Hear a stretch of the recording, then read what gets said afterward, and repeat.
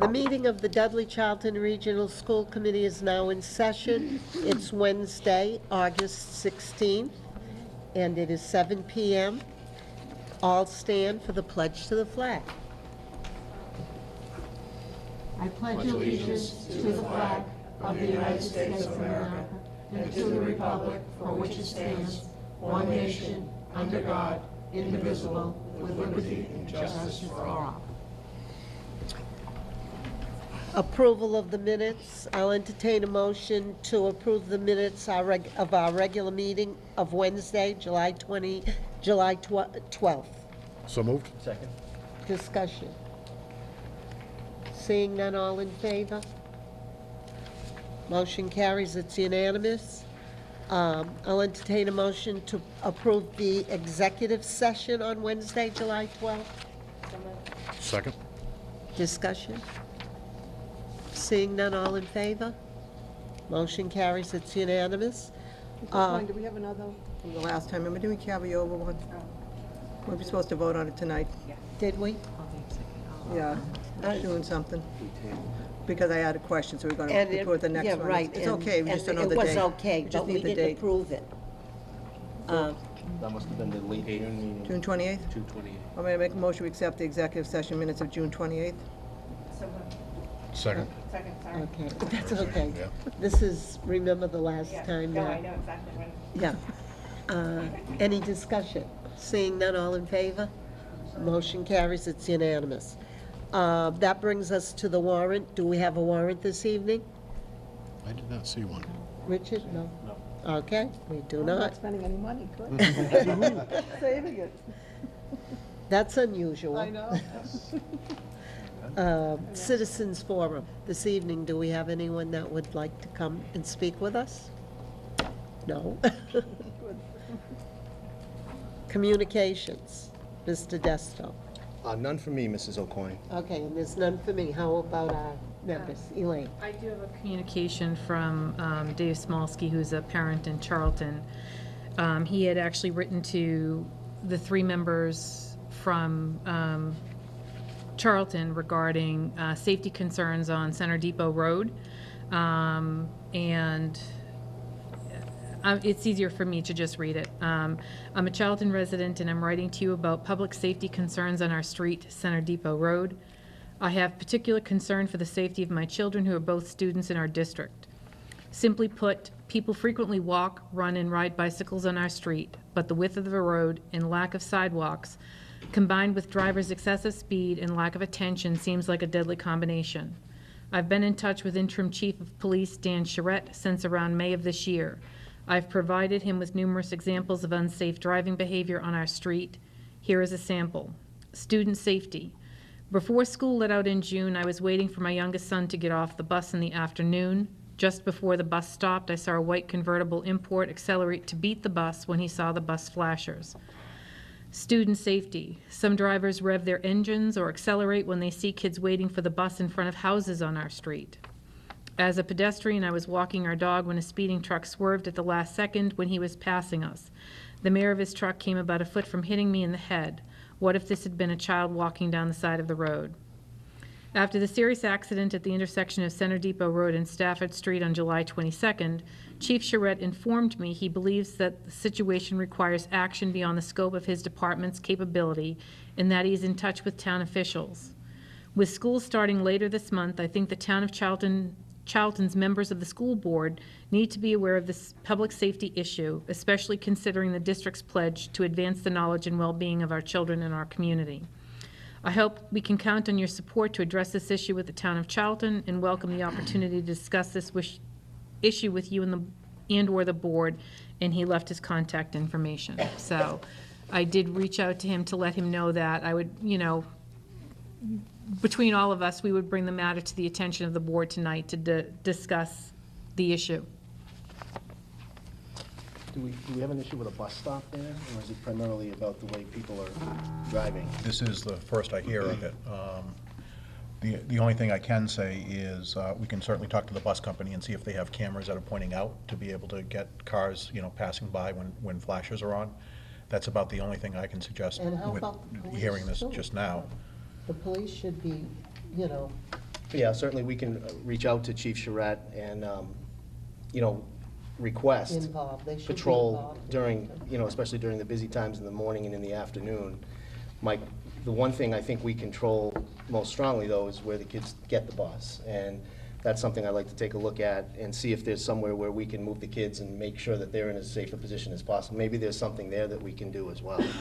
Because that is a serious issue, and I think I'm assuming that Mr. Smolsky's children are in the elementary grades, and I'm not too sure, but in the elementary grades, aren't we stopping driveway to pick up students versus as the students get older, the high school students, they all congregate in a bus stop area? I think, you know, that could speak to the issue on Center Depot Road. It is, you know, it is a pretty busy street, but I support your thought of reaching out to the police to see if there's possibility of increasing patrols, but perhaps a communication with bus drivers, because that's the main transport. All of the buses are going up and down that road to go in and out of the yard, to just be aware and kind of communicate their concerns to traffic issues, and maybe, you know, if it's somebody that's commuting to and from work that's on the road at the same time and it's the same white car that's doing this, maybe we can, you know, be a little bit more targeted in how we're are there a addressing lot our of concerns. students on that road where the bus can go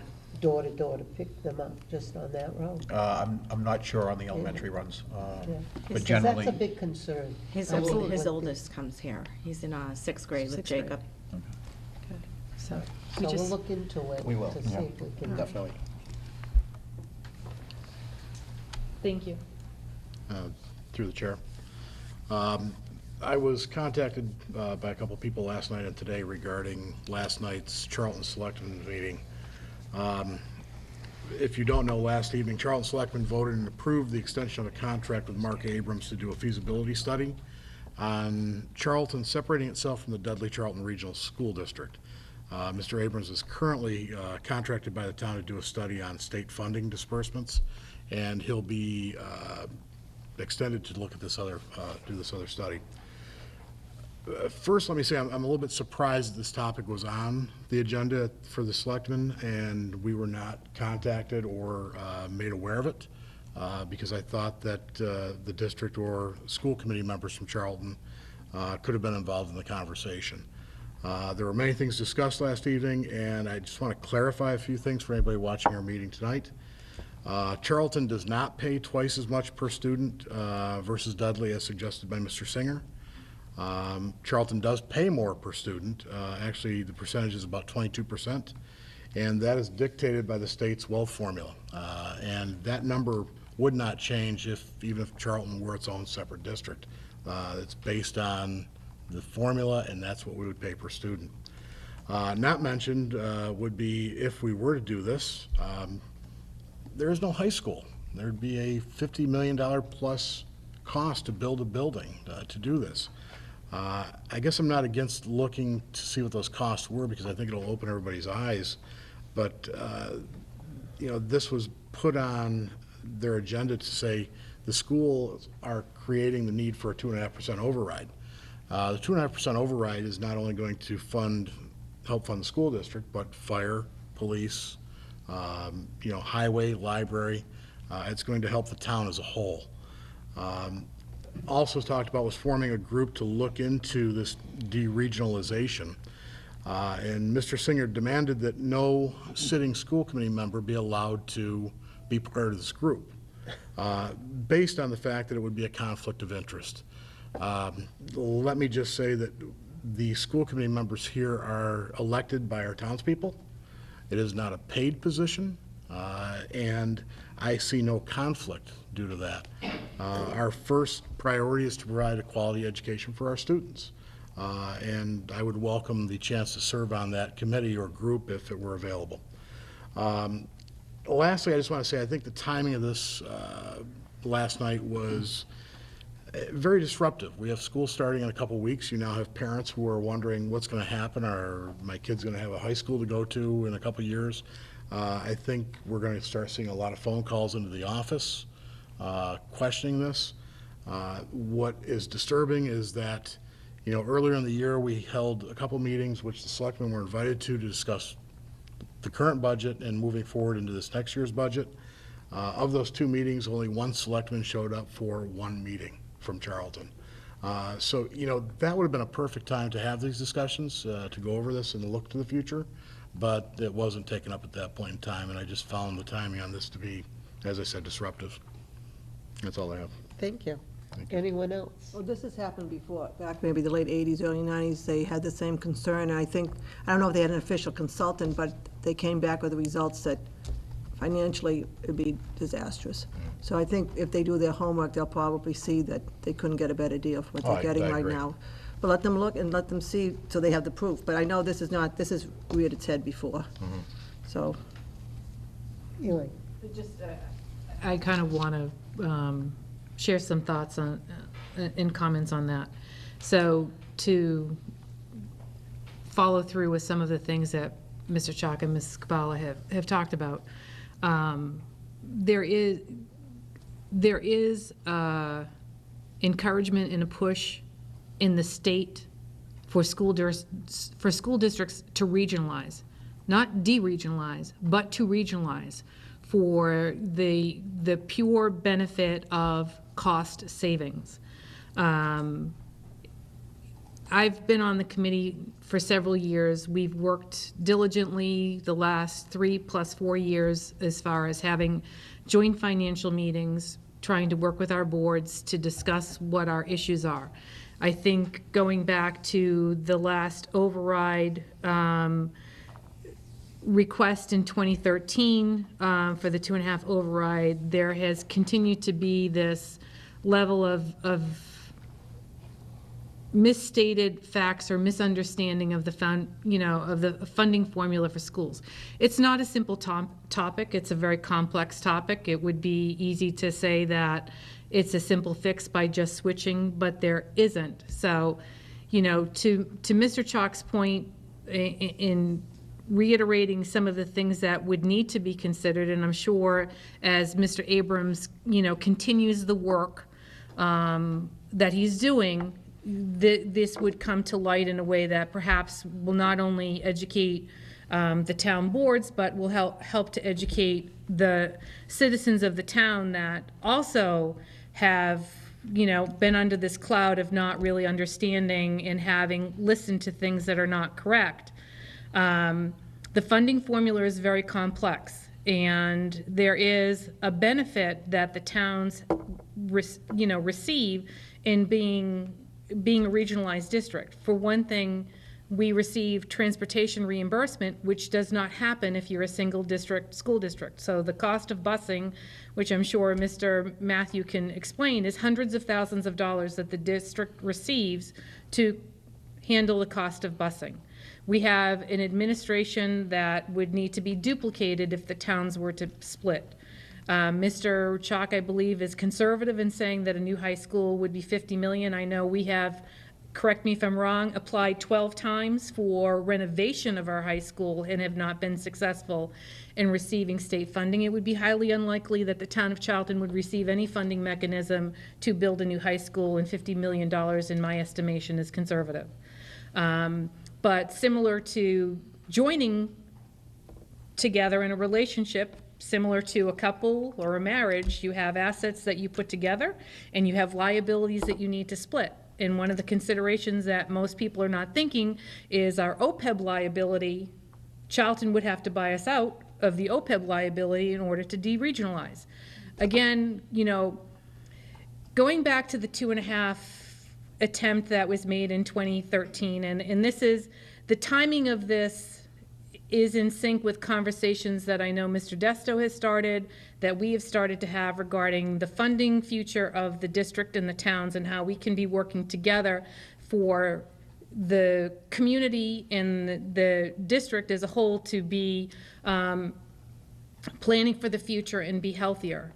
But with this communication that came in 2013, the conversation of want versus need. The district, in my experience, and Mrs. Kabbalah or Mrs. O'Coin have been on the committee for quite a long time, the district has always been very conservative in what we try to put forth and what we request for the towns. But the wealth formula is something in the funding mechanism for education has been very much in the news the last 2 years. There has been a Foundation Budget Review Commission to try and address the funding formula, but the wealth mechanism is an issue that Mr. Desto, myself, Mr. Chalk, Mrs. Antossi, we went to several meetings earlier this spring to bring to the board's attention the fact that there had been a legislative, bill put forth to look at the wealth formula and the funding mechanism. So, there are things that this, look into funding formula. I think it's for an educational exercise for our boards, for the communities to understand it, I think is a great thing. And I'm happy that they're looking at this mechanism to do it. I hope in their study, they're also going to see the benefits that they receive, aside from the things that I mentioned, that because we have two towns that are quite different, and Dudley brings to the table an economic and cultural diversity that brings us federal funding that allows those resources to be shared between both communities. So we receive great benefit from being partnered with Dudley. The cost per student has nothing to do about what our students are receiving or not receiving. That number, which is derived from a state funding formula, is specifically related to what the Commonwealth has decided an individual town's assets and ability to pay are. It has nothing to do with anything else. So I think, furthering this study for that to become clearer, to have that understanding, I think it is beneficial. I think, the concern that I think many of us also surprised, I know Mr. Singer brought this to the Board of Selectmen back in June. I waited for it to be at the July meeting. It was not. Mr. Singer was not in attendance. It was brought to last night's meeting where we were not aware of it. I think the district has always looked to be extremely collaborative, be very open in looking to want to share and discuss these things. So I want to just continue to open the doors that we're here. We want to talk. I know Mr. Desto has been in communication with both town administrators. I know we have a plan for a meeting to be here. To Mr. Chalk's point, I certainly hope that we have greater and fuller attendance with our select boards, our finance boards, so that we can discuss this issue. I guess my only concern is that we understand the realities. We communicated them quite openly over the last budget cycle, that there is a need for additional funding on the parts of the towns to support the district, to support their local governments. They are intertwined in ways that we cannot separate them out. I hope that this doesn't derail those conversations and the work that we need to do going forward as we look for the preparation of the 2019 budget. I think, if anything, that is going to give greater awareness to the fact that the expenses and the need to raise revenue will be even greater than the override conversations that we're looking for the 2019 budget. So I think if we walk away with anything tonight, I hope that our meeting, if we're ready and we're broadcasting our meetings, that we can have this forward, and we're using this as a tool to help continue to communicate to the citizens. But I hope that everyone in the community recognizes that there is such a strong passion with the school committee, with our superintendent, with our administration for the education of students in the district, that we want to work together with our town boards. We embrace their exploration of the topic, but I hope that it doesn't derail us from the work that we need to do during the year, because this study will take time, and it will, we need to have that analysis. Mr. Abrams has already done an analysis regarding the funding. We're sitting down at the table to discuss, Charlton and Dudley's capacity and what we can look at going forward and continue to work together. I certainly hope that it doesn't derail us from those conversations. Thank you, Elaine. Anyone else? Okay. Any other communications? All right, then we go to Superintendent's Report, Mr. Dist. Thank you, Mrs. O'Coin. And I would like to begin by giving my take as a superintendent on the comments that Mr. Chalk and Mrs. Rabbit made, which were all very well said. I've been contacted by a number of people today out of concern, are we going to be okay, that type of thing. And so I really feel like I need to comment on this. And I'm going to start with this. This work that we do is not like just a job for us. I mean, this is really important to us. And I want to be very clear from the start about one thing. We're not worried about the cohesion of our school district or about our region, because we're as strong as we've ever been, and we know we're going to be that way going forward. We feel good about that. That being stated, when I got the news about last night's selectmen meeting, I too was disappointed. But I want to be clear, I wasn't disappointed because the selectmen have decided to take a step to unturn every single stone in looking for financial relief. We can't begrudge anybody for that. We would do the very same thing. And it's about the timing, as both Mr. Chalk and Mrs. Rabbit mentioned. That's what I was disappointed in. I just want to reiterate something Mr. Chalk mentioned. We had several meetings last year with our town leaders to discuss the state of budgets for all entities. Those meetings were productive, and as I recall, and please correct me if I'm wrong, we agreed on three things primarily. One was that the school district and the towns are both desperately in need of more revenue, and an override is the most likely mechanism by which to achieve that. If we want to continue to thrive, we've got to do it. We've hit a breaking point. That was number one. Number two is that an override, while it may end up being structured for the school district, is equally necessary for the towns, because every dollar that's for us is one that goes back, that they don't have to give to the schools, that they then put back into their operations. And perhaps most importantly, my recollection, and it's a pretty powerful recollection, is that we agreed we would all send the message together that this is necessary. And so I felt like, intentional or not, and knowing the people on that board, and there's many good people in that room last night, it probably was not intentional. But whether it was intentional or not, it gave a message of division to many people in our district whom I heard from today. So I want to be very clear again, and this is very important, that this school committee, our leadership team, our school district does not feel one bit divided from either of our towns. We want to work with our selectmen, our town leaders, to make these communities the best. We all live here too. We love it here. We love the people who live here. And all of us who live here together, we serve the same people. So without each other's cooperation, none of us is ever going to be truly and fully successful. So again, to summarize, I'm not worried about our region. The Dudley Charlton Regional School District has served this community very well for 40+ years, and we're going to continue to do that for a very long time. In my opinion, the only question that should linger is how we're going to keep everyone moving forward at a time when resources on all sides are so thin. And I think we can only effectively answer that question one way, and that's together. So yeah, we're disappointed, but our students need us to look forward, not backward. And so we're going to continue to work with whomever in the towns will work with us toward a long-term solution, and we'll be reaching out on that in the very near future. Thank you.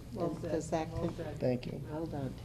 Does that conclude your superintendent's report? Unfortunately, no. I have more. That was more of a speech, and I apologize. I need one of those teleprompters. As I get older, I'm not able to memorize them like I used to. My goodness. Thank you. So I do have just a couple other quick things. They're very just informational. One is that, as the committee is aware, opening day festivities for the upcoming school year are scheduled for Monday, August 28th at Shepherd Hill. We'll have a light breakfast and conversation from 7:30 to 8:10. You don't have to have the conversation or the breakfast for that matter, but that's from 7:30 to 8:10, and our whole district meeting will be from 8:15 to 9:45, and of course all of our school committee members are welcome. All staff in the district will be there. Our district YouTube channel is up and running. Right now it only contains our July school committee meeting, but we will add this one by the end of this week and also post a link to our webpage. there's never been a more important time. I'll say this to anybody who might be watching the meeting. There's never been a more important time for people to be engaged in what's happening in their school district. So if you watch the video, you have questions, reach out to us. We want you to be involved. And I want to thank the school committee for way back last year approving the upgrade to our bleachers at Shepherd Hill on the Carmignani, the renovated Carmignani field. The project is done. It looks fantastic, and it is going to be very well received. I've already had several compliments from people in the community, and I look forward to seeing our people sitting on them rooting for our teams starting this fall.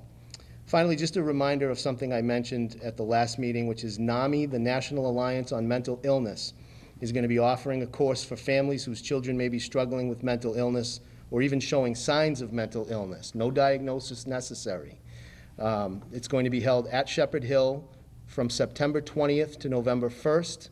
It's a 6-week course, and more information will be forthcoming. If anybody hears this and has a particular interest, please continue to check our website, because as soon as we get the enrollment mechanism, we're going to send it out to the community, okay? But we're very happy to be able to bring this program and hopefully, excuse me, in the future others like it to our community so that our families will have the most convenient possible way of getting help. That concludes my report. Thank you. Thank you.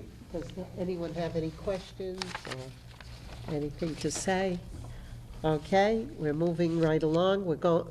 We're at new business and district strategic plan update, Mr. Desto. Thank you, Mrs. O'Coin, and this will be quick. I'll just give everybody an update on our thought process at this time and certainly answer any questions the committee may have. And I am looking to recruit at least 2, if not 3, of you tonight to help us with the working groups. So my goal tonight simply, excuse me, is to share the vision that was discussed by our administrators at our retreat. And as I said, to recruit 3 committee members to serve on the working groups to create and revise the plan.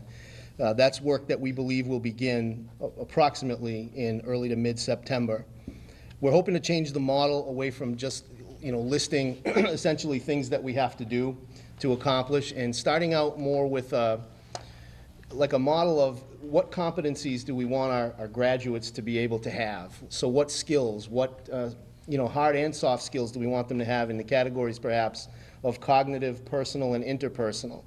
What follows from that will of course be a lot of action steps and things that we have to accomplish, but we are hoping to be able to paint a more clear picture to our communities of exactly what we want to require our students to be able to do when they leave Shepherd Hill, starting when they're in preschool. Because obviously everybody in this room knows it's preaching to the choir, but things are changing so dramatically that when we sat down to look at this 3 years from the first time we looked at it, it's a lot of things are different now, even just 3 years down the line. So we want to have our kids really truly prepared for colleges, careers, and the world in general. I think we have to look at it, or we believe that we have to look at it more from a standpoint of what our kids are able to do and who they are when they leave us. So if we can begin by mid-September, because so much of the groundwork is already laid, I believe we can have it in place by Thanksgiving. I really do. And just to be clear, we're not looking to change every single thing that was in our original strategic plan, just sort of the model of it. And there will be, of course, some new ideas there too, because there have to be for our kids. So that's pretty much the plan right now.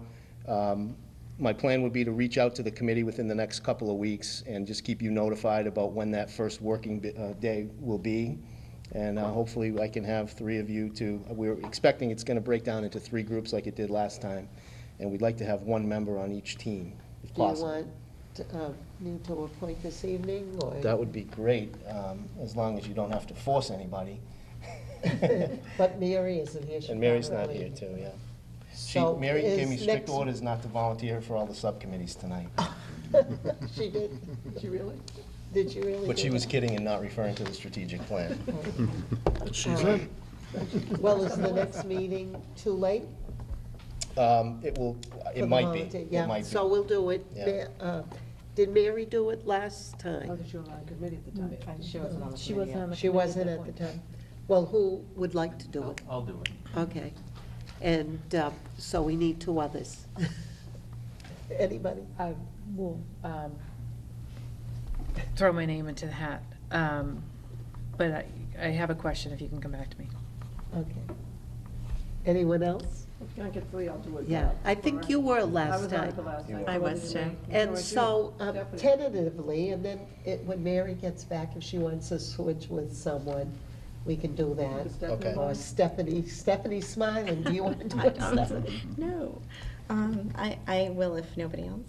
Okay. It's fine. So we, as of this evening, we have 3. No, we have 4.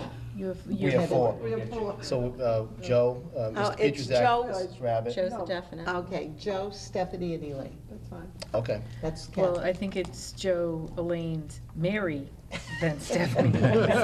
It's kind of how I took Mrs. Reed's, implication in her conversation there.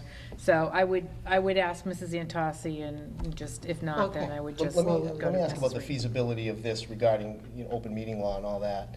If I were to provide between this meeting and the next, more information specific to when we want to meet, the times, what kinds of work would be done, that might narrow it down a little bit? Is there some way we can do that without having to do it at the next meeting, which could be after our first strategic plan meeting? Well, I believe if you were to put out there that information, but not receive any responses back, Yep. you're just notifying of that. So basically, I'm giving the information and seeing who eliminates themselves at that point because they see that they may be. I you just think can't we, discuss the I just think tentatively, we've got our team, and then Mary, it depends. Elaine said you would like to relent to me. Even if you were to have 2 members on one committee, it's not a quorum. It's not. So I think if you put that there are 4 members, and then, Right. these are the committees, these are when they're meeting, Okay. this is what we're looking to do, someone might need to eliminate themselves just based on work schedules and when people can participate or not participate. So I would put Mary in think for now. that- But if you With- have 4 in the same room at the same Same time, even if time. there's 3 meetings, we're all in the same room, you're gonna have to post it as a meeting. Well, I That's think all, we're just gonna do post that it. anyway. I Just post really it, you can have think we're gonna- 7 with the Because posting. there's really no, as long as you post it. Yeah, you can have all of us could be on it. It's legal, you can have everyone come. Okay. They're open meetings. And Mary may simply say, She doesn't no, want it. thank you, I She's can't too do it. busy, So- yeah. But as long as it's posted, posted as a meeting, Okay, okay? thank you. Just as a follow-up question, I am curious as to how you're going to be soliciting community input, because I feel very strongly that we need to be engaged with our community as far as what I agree. they're looking for, especially, going forward. And the initial process when we did it in 2012 was over 110 people in the room, and it was business, it was higher education, it was, town government, things like that. So I'm not necessarily looking to put 110 people back in the Right. room, but if we could solicit, maybe do some online surveys and look for contributions in that realm. I know Mrs. Allen's very good at SurveyMonkey now. Putting some things together, I certainly good don't want idea. to, I don't want to move forward with a strategic plan without soliciting input from other people. So let me just say, what we left the room, the district office administrators, our homework is to get some people from the business world, the colleges, and the community to be involved physically. I like the idea of an online survey as well. We do want to avoid having massive numbers again, but we definitely do want to have some outreach, both physically and, like I said, I like the idea of putting together some kind of an electronic survey where people can have, at least if they want, some input. Well, I know that all of our schools are doing activities at the beginning of the year, that between open house or, parent-teacher conferences very early on in the season. I know I've seen emails from everybody's doing, freshmen come in before everybody else type of thing. I think there's ways to publicize this, Yeah. even with our initial sporting events, our theater events, to let people know that it's there, and that we certainly want to hear from them. And if it's a survey that they can fill out online, I think it's even easier for people to do. Yep. I think it's beneficial to us as a whole. Yeah, we can fire up the Chromebooks at any open house or whatever. Absolutely. Absolutely. We got a few more now. Are those meetings during the day? Are the meetings going to be during the day, because before they were? So it's A during the- combination, but primarily like after 4 o'clock. Okay, 'cause There's like before some we of the met during the elementaries will day. do like a 4:30 to 6 or something Okay. like that. Because that's different. The Yeah. last time we actually met during the day. Oh, yeah. Yeah, Oh, we met on you're a thinking, Saturday. I was thinking I'm of- sorry, I thought you meant like the open houses and things like that. No, no, I'm talking about this. Yeah. actual meeting. That's to be determined based on availability. I would think that we would try to get it done, maybe catch a little bit of the afternoon and then a lot of after-school time, if Okay. possible. But we may find that that's not feasible, so that's sort of still to be So determined. that's obviously an impact for me. Right. I'd have to, You have I to want to be be- part of yes. it, but We can find a way to have you be part of it, though. Okay. We'll work with you, Joe. Okay. Because we want you Thank there. you. so. Yeah, we should. I mean, we can't schedule if they're working Right. every day. It should And be. there is a time when the groups, if it turns out to be 3 separate groups, they'll work independently, too. Right. They'll have their own times, so there's even more flexibility in a smaller number. Plus, my feeling that you shouldn't be pulling teachers out of the classroom to do Yeah. this, because then you're Right. leaving the kids behind. So it's Right. better if it is after school. After Okay. Okay? So we're all set. We have 4. Okay. And that brings us up to Director of Finance and Operations update, Mr. Matthew. Thank you very much. The first thing I'd like to do with the committee's permission is to introduce our new food service director in the district. As the committee's aware, the long-serving food service director, Andreas Panayiotou, has retired, just as I learned how to pronounce his last name. The district was lucky to secure the services of Karen Chinaki, who's here this evening. Karen, if you'd like to stand up. Karen has served as a food service director in Massachusetts for over a decade, serving in Tewksbury for over 7 years, a district very similar to us in terms of size, along with 7 schools.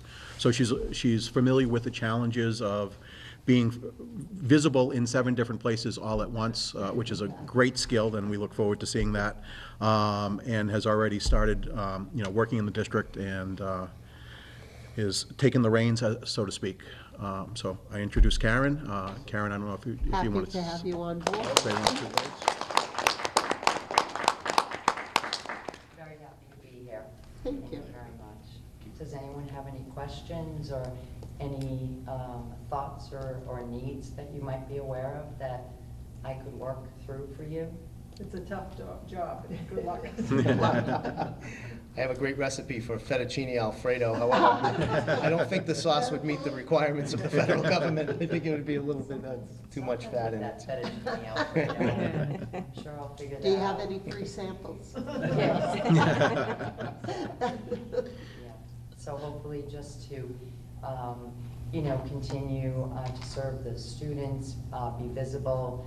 I like to go out during the lunch periods at various locations, talk to the students from here to here, to get feedback on what they might be liking or disliking, vamp up the look of the lines, with serving bowls and things that will make it look more homey, those types of things. And I'm familiar with the state and the regulations, so I'll make sure that everything is up to snuff when they might visit again and that type of thing.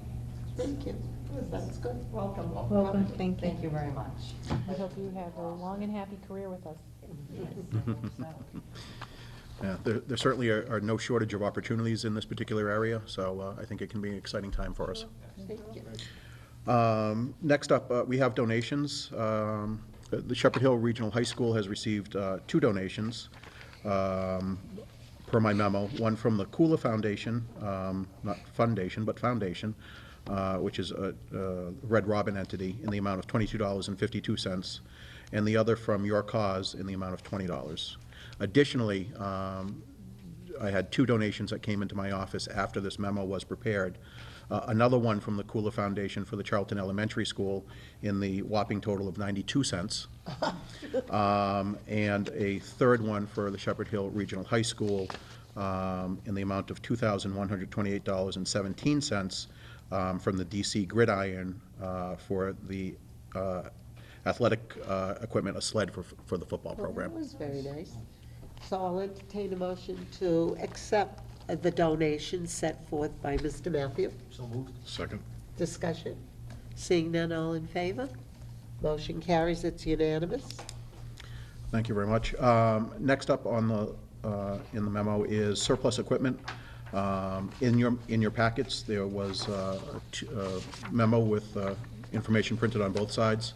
One with the Shepherd Hill Regional High School request to get rid of actually a vending machine that is in disrepair and no longer working, and from Dudley Middle School, a list of textbooks. Did we get that list? You should have, No, it's not there, it's online in the packet. It's in here. Oh, okay, it's online. Here, Mrs. O'Connor, Oh, thank you. the backside. and in keeping with what seems to be the committee's desire, we'll make sure to make these books available to students before we actually dispose of them.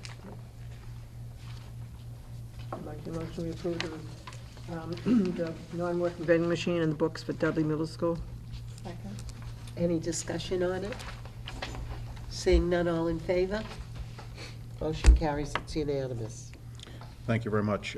Just a piece on the FY17 budget.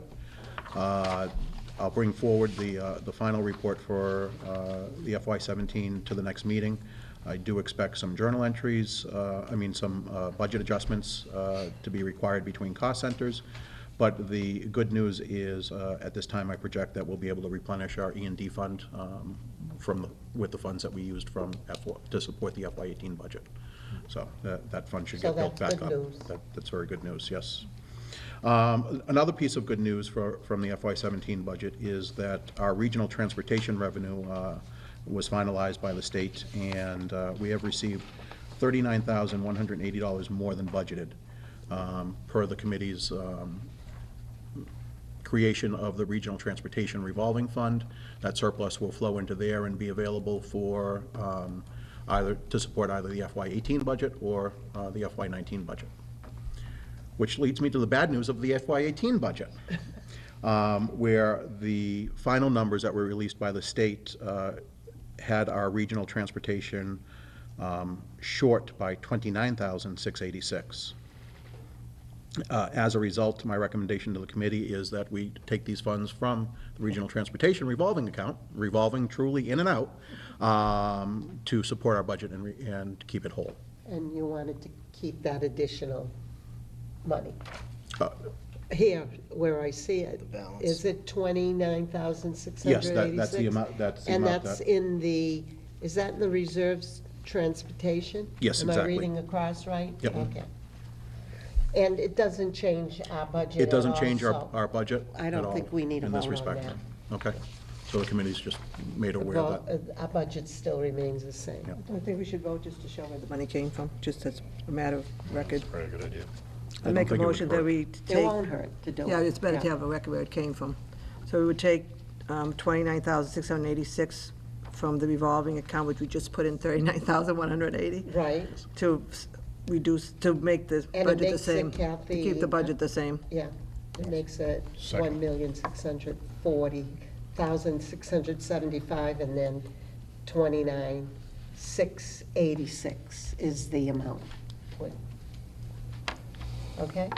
So any, do I have a second? I had a motion, a second. Any other discussion on it? Seeing none, all in favor?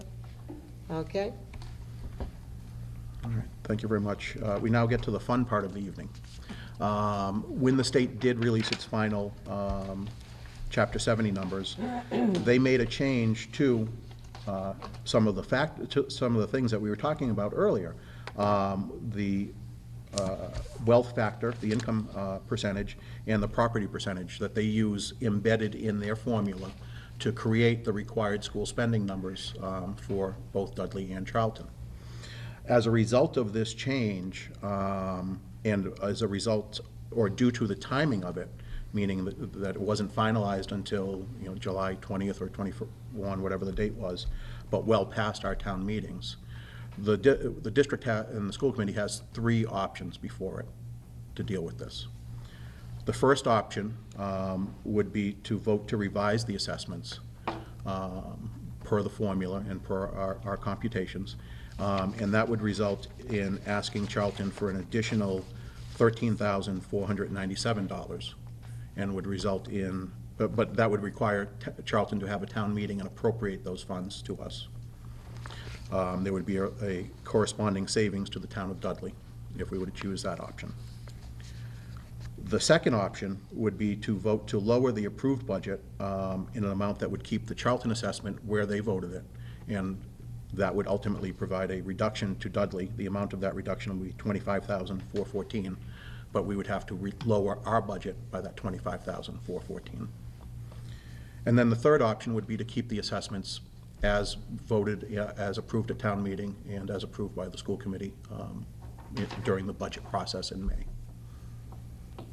What's the downside of that? Well, if we were to keep it that way, it could be perceived from the town of Dudley that we didn't provide them the relief that was possible. Now, we're not talking about a great deal of money, but I will remind the committee, and I'm sure you're all very aware, that Dudley did willingly, go into its coffers and make a lot of budget changes to meet our assessment. I think in good faith, we should go with the 25,000 return to Dudley. That's my opinion. What I is agree with that. I'm going to make a motion, we lower the approved budget by $25,414, which would keep the Charlton assessment the same, but lower the Dudley assessment by that amount, correct? Do I have a second? Second. Okay.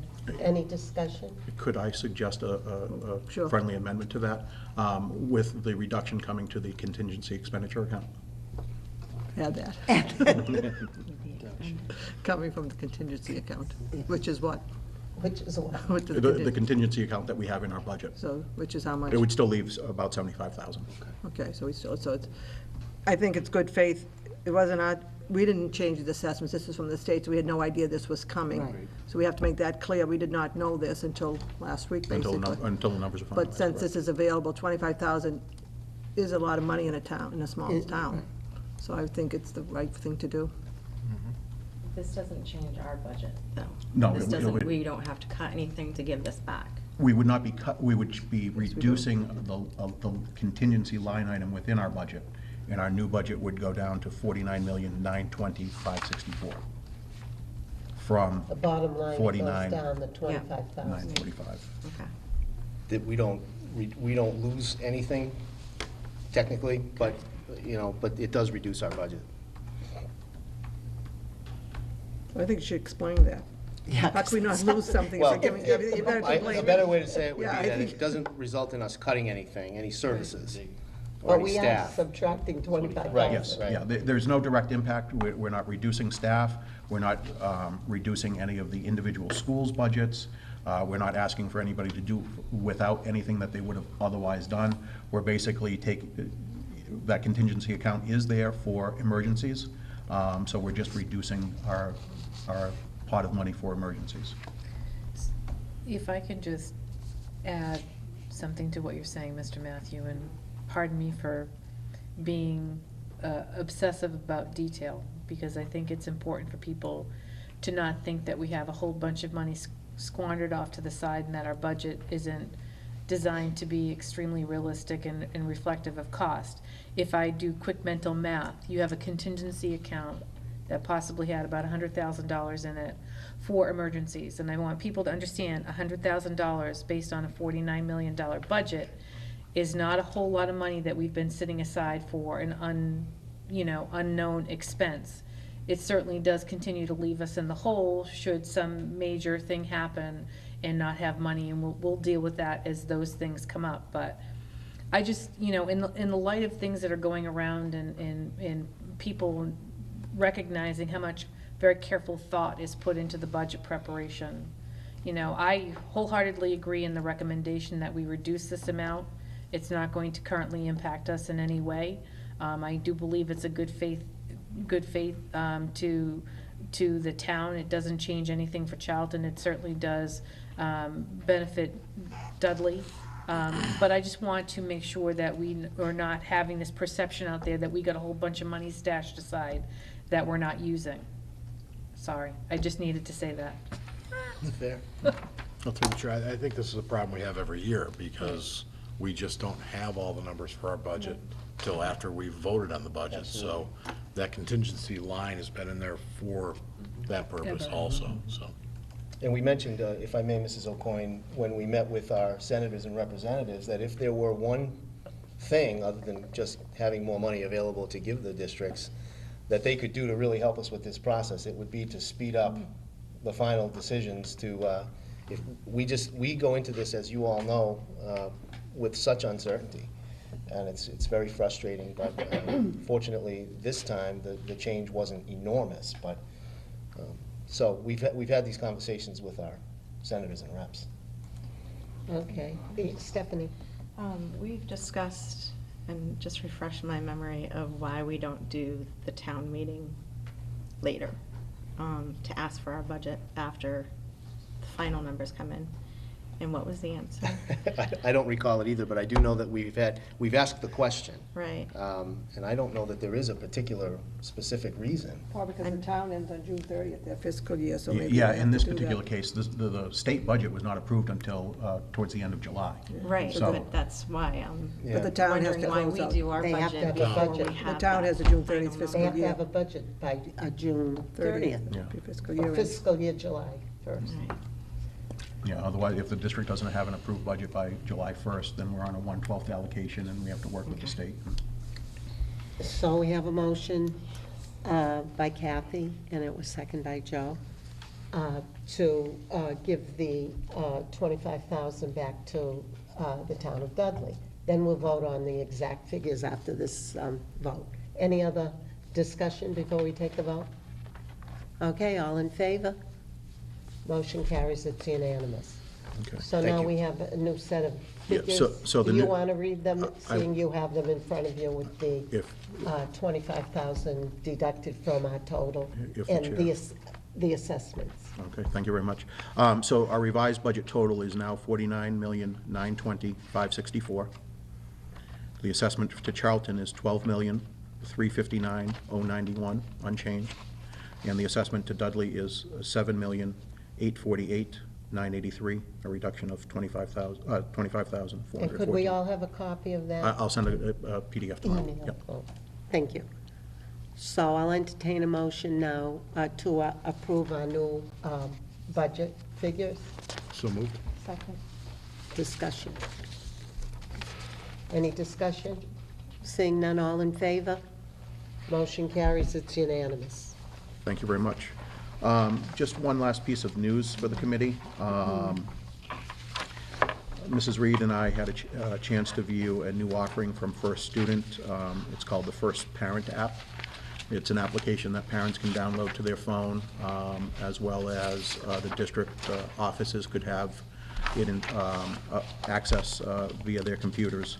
It allows for real-time bus location and information about estimated time of arrival at individual stops. The big question that was out there after because it seemed like a pretty positive step to, get into actually the 21st century. So one of the big questions we had was, do we have reliable access to GPS information? Otherwise, it would make all of this not worthwhile. And I'm pleased to say that the First Student came back and said, yes, we do have adequate, that it would be worth our while. Unfortunately, this app requires the district to use routing software, and we do not currently do that. So I don't see this as feasible as for something to be done for this school year. However, it's something that we can include in our next bid contract, which is actually coming up this year.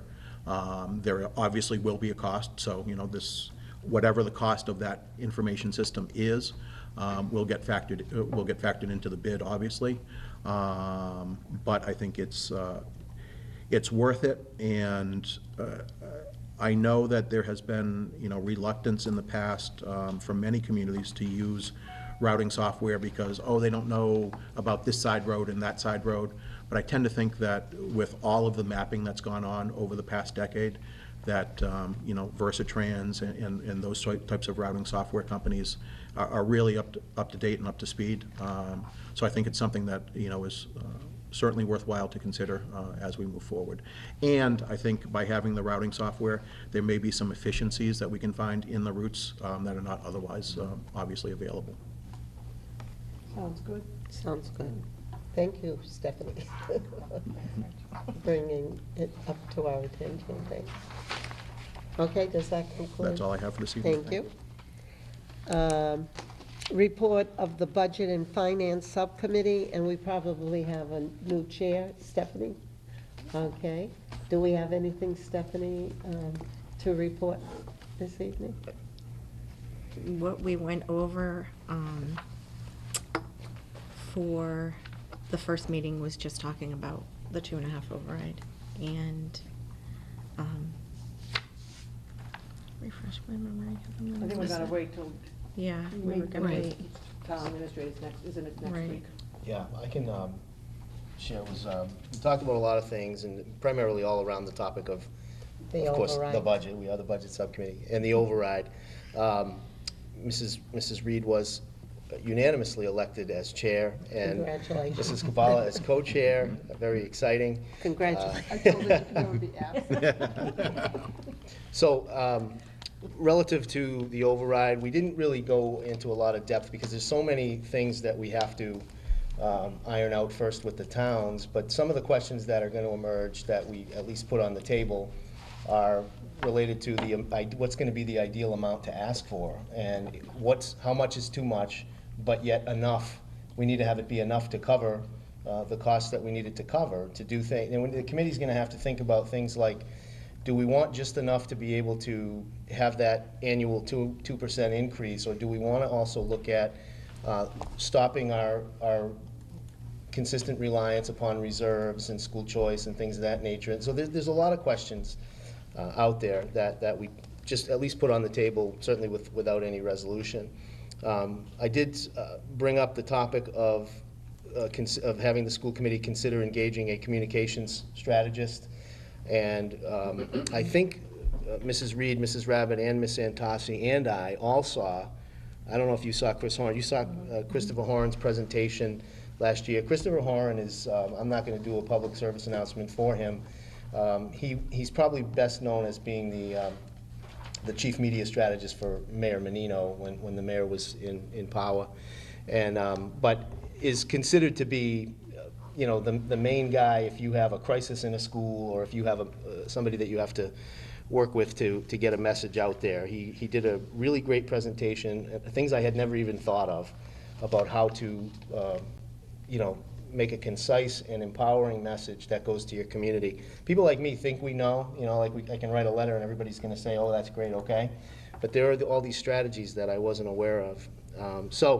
Mr. Horan, in my communication with him, gave me the name of a school committee member in Barrington, Rhode Island, with whom he had worked last year. And I didn't anticipate her being quite as enthusiastic as she was, but I finally connected with her today, and it was really kind of like 5:30 this evening. She had a lot of good things to say. Like I said, I won't go over them because that's not a good use of our time, but suffice to say, she believes that he was the secret ingredient that they needed in order to get their project was 2 building projects kind of concurrently. She also gave me permission to give her email to members of the committee if they wanted to reach out, if you wanted to reach out yourselves and ask her any specific questions. But we talked about at the budget subcommittee meeting the possibility of having the committee consider giving me the authority to hire Chris with a price up to $7,500. Chris, when he works with different communities and different agencies, it's sometimes on an hourly basis where he's retained like an attorney where you can call him when you need him. Other times it's a specific project. And so, I would ask the committee to at least discuss that tonight, if not take a vote on it, and give me the ability to bring him in. So when we have our first joint meeting of the towns and us, probably sometime in September, I'd like for him to invite him to that meeting so he can listen in and kind of get a feel for what he's dealing with. I'll leave that out there. So we can take. He was expensive. And we wanted to put a cap on it, 7,500, because once you hit 10,000, you have to go out to bid. So we would put a stipulation that this is, we thought 7,500, he's $150 an hour, that's his fee.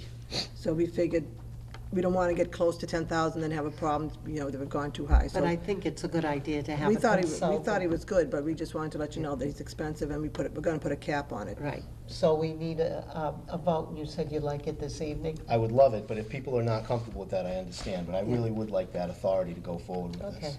so do I have a motion? I'll make a, go ahead. You want me to make a motion to retain Mr. Horan for 7,500?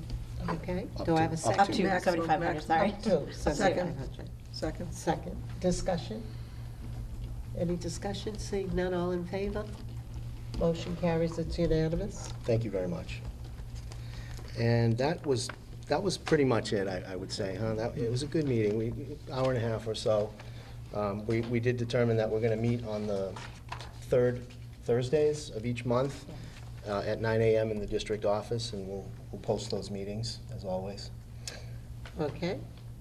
So that brings us to consideration of requests for home instruction, policy IHBG. And Mr. Desto, you have a few. I do, this Mrs. evening? O'Coin, thank you. And in addition to the 5 that I provided for you in the package on Friday, which were 4 renewals and 1 new request, all of which I recommended approval of, I also received 2 additional requests since that time.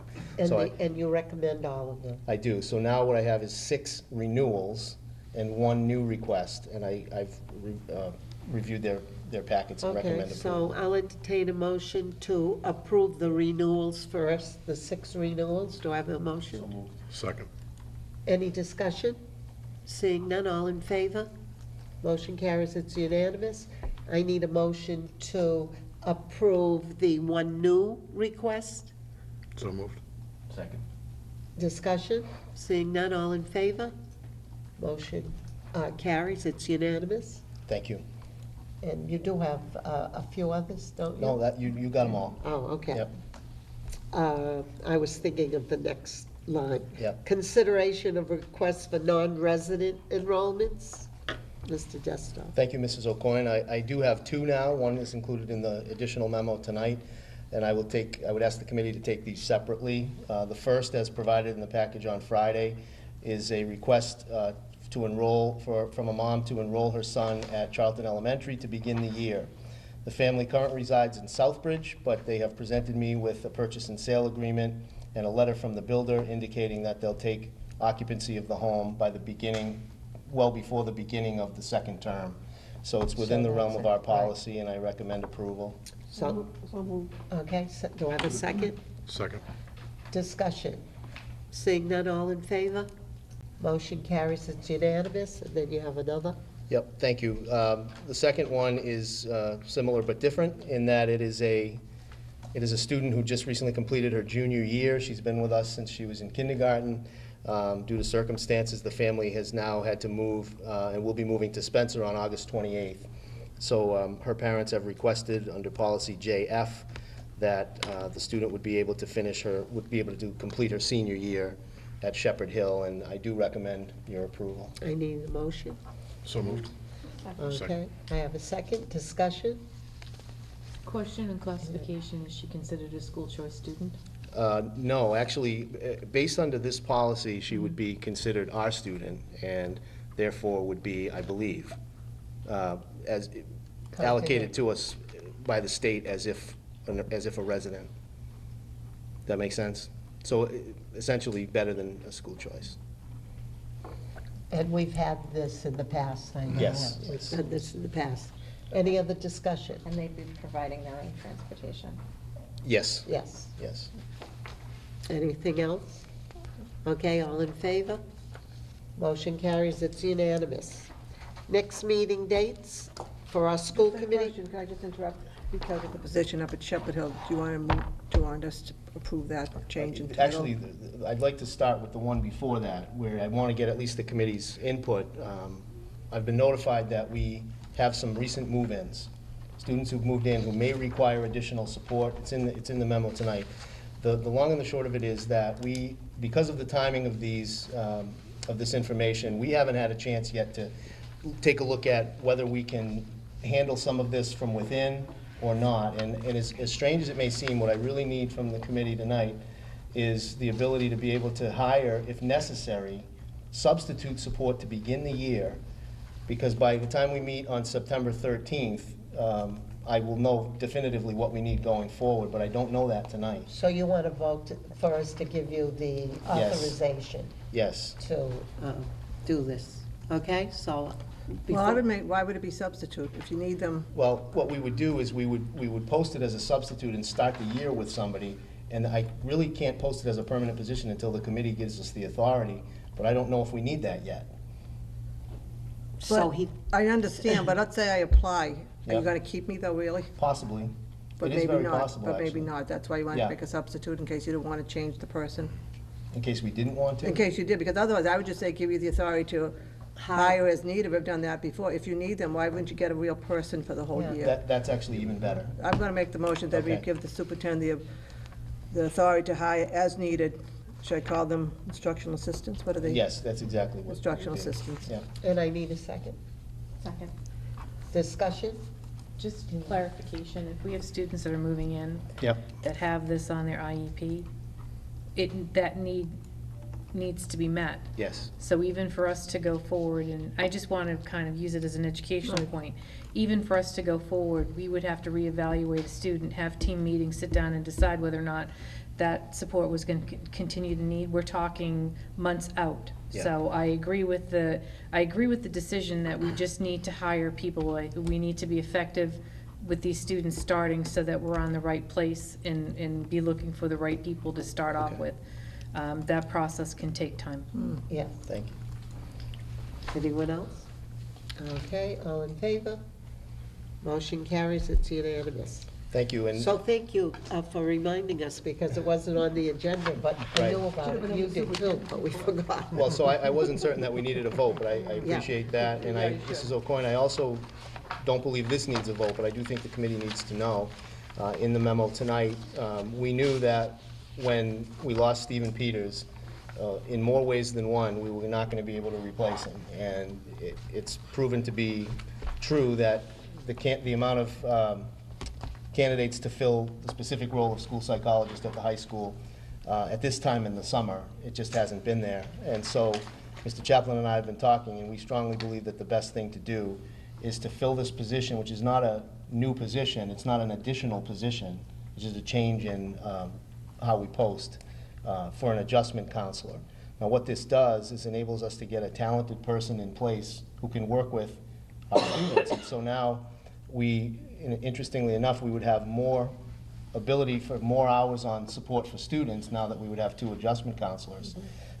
It would require us, however, we haven't done the full analysis of how many hours of testing can be picked up within the district, but there's almost definitely going to be some contracting out needed. We don't believe that number of dollars is going to exceed the number of dollars we'll save in the difference in the salaries, however. Okay. I think you should have a motion just to be sure, because it's Okay. a different job. Okay. So I would make a motion that we change position at Shepherd Hill for this year. I'll just make it for 1 year. Just for this year. From to an adjustment counselor. Period. Second that.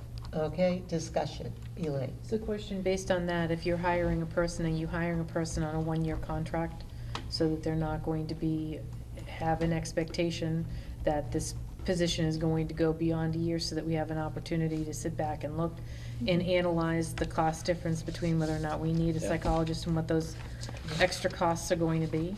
Well, we thought about that, and I would rather not do that, actually, but it is close. But I would rather post this as a position, just a position, get the best possible person, and as we evaluate it as we go along throughout the year, I think what we're gonna find is that we can probably, we may only need 0.3 or 0.4 or something like that, psychologists in order to complete that testing. Which, if that's the case, we may be better off sticking with this model in the long-term future. So we think that the best thing to do is to post it as just a position. There's an understanding in our business that anytime you're in the first year of a position, it's always under evaluation on an annual basis. So people who take a position for the first year always understand that especially in districts where there's a budget evaluation every year like ours, that nothing is forever. So that's an understood The thing. thing is, if there's someone in the district, he or she can apply for that, because you have to post it through the union, so. Correct. Someone's at adjustment council, say at Mason Road, I'm just making up a place. Yep. Technically, they could apply to come I up there, think so you have to there take should be an that. understanding, though, as Elaine did say, that this is a 1 year, because. My motion as said 1 Kathy- year, but yeah, still, as someone could Kathy post, said, could transfer. Suppose someone in the district applied for it, got it, they might be out of a job the next year. That's a good point. Yeah. See, it's The a only tough way, one. the only way you could probably get around it is to call it an extended employment substitute, extended employment, then they can't, I don't think the union can, the union doesn't bid for those. You could put Yeah. it there, but then that person may not But want then to you may come. not get the best either. Right, because they know it's only a Right, year. and we know, the point is, this is not really a strong point, we know that there isn't anybody in the district that is going to be qualified to bid into this particular Okay. position. That being stated, as a concept, does that make it right or wrong? I don't know. I really think well, If you do call it extended employment substitute, then they know it's for a year, and no one will bid into it, because it's only a year position. Then next year, you could make it official if the person was good, if you want to keep them. But they wouldn't be put on their step, they would have to start at bachelor's 1. Remember, Right. we've had that discussion before. yeah. So I don't know if a person who's coming with experience would want to take bachelor's step 1. Right. Or That's another even any person. consideration. You might want to have a position, not an extended employment. Well, that's, Right, and you know, the salary piece is part of it, that we would have our hands tied a little bit about that. Knowing the candidates that were there for the first opening, I don't think that it's going to be somebody with a great deal of experience. However, I do think that more than 1 year is a possibility. So, you know, again, I'm going to stick to my original recommendation that we post it just as a position and we evaluate it as the year goes along. I do understand where the committee's coming from. do you mean position adjustment council, is that what you mean? Yes, Right. just So that was adjustment my council. original motion, right? So we'll keep that original? But to remove the part about it being But for for 1 one year year. only, Oh, you don't want me to say that? No. I would All right, prefer then I'll- not to have that Do I in withdraw there. your second? I'll withdraw second. Then you just want me to say make. A motion that we post for an adjustment council at Shepherd council, Hill. it's for Shepherd Hill. Okay, and I have a second again. And Elaine, I guess I just have to come back to the point that I appreciate and I understand. I mean, we've worked very hard to get the one adjustment counselor, and I know that there's a tremendous need for it. I think we're in an unfortunate situation because Mr. Peters didn't leave, you know, through retirement or through a pleasant circumstance. It's unfortunate. We really have no way to judge the level of work that he did regarding testing and all of this type of work versus the work that he would be doing counseling students on an individual level. I'm uncomfortable putting this as a permanent position without a contingency on it, because we need to go forward into the year ahead with an analysis. Contracting out services is, you know, is a cost that we can't predict. I understand there might be a cost savings with it. I would really like the information and the numbers in order to support that decision, so I'm just kind of putting it out on the table. I'm too uncomfortable with it, putting a position that I know that we need, and if I felt comfortable that we would be able to, you know, serve 2 masters going forward with the next budget. I know we know that the next budget is gonna be more difficult than the one that we just did. It's difficult to support it without a contingency on it, from just in my opinion. Well, I'm just gonna throw it out, if we don't make this motion, there'll be nobody there, because we don't have a psychologist, so we have to have someone there. So the adjustment council, when anyone is hired for the first 3 years, your employer at will, you can be let go for no reason, for any reason you want. So if that person could walk on water, if we don't need them next year, the person is gone.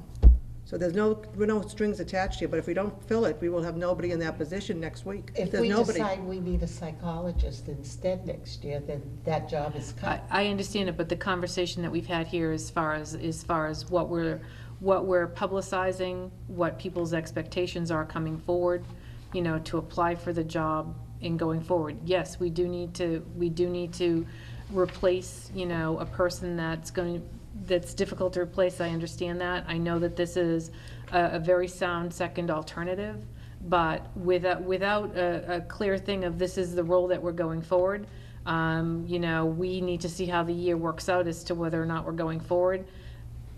I'm just not comfortable with it, so I understand that we have to replace somebody. Anyone else would like to add? No? So all in favor of Catherine's motion? Okay, opposed? All right, so it is 5-1, Sandy.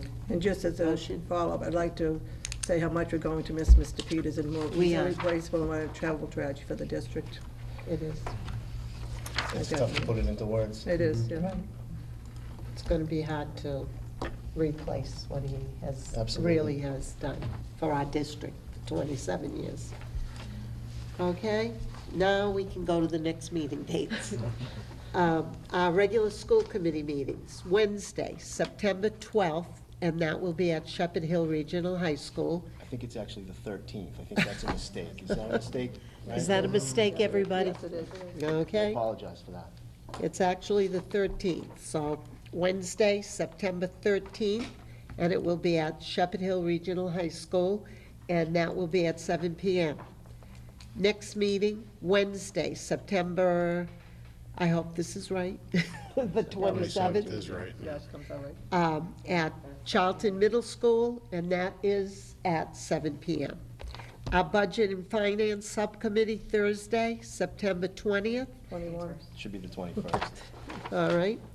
It's the 21st. I'm going to get a C on this one. You are a D. D plus. Thursday, September 21st, and that will be in the district office at 9 AM. Wage and Benefits Subcommittee for the nurses' negotiations, Thursday, August 17th, and we'll be in the district office at 9 AM, and that's tomorrow morning. Future agenda items, FY 2018 budget, and that's the strategic plan. Anyone else with future agenda items, Elaine? Is it possible that we can set the dates for the coming school year as far as our meeting dates with the holidays? Just, calendars are starting to fill Okay, up. I'd we just can like do to that. be able to make sure we don't have any conflicts. Okay, so we'll do that for next time. Anything else? Okay, I'm sure we'll come up with others. And now, we will be entering into executive session to discuss strategy with respect to litigation or collective bargaining if an open session may have detrimental effect on the bargaining position of the public body, and only to reconvene into regular session to take votes if need be, and then adjournment. Okay, now I will take a roll call for Yes. executive session. Yes. Ray, yes. And Stephanie? Okay, we're now in executive session.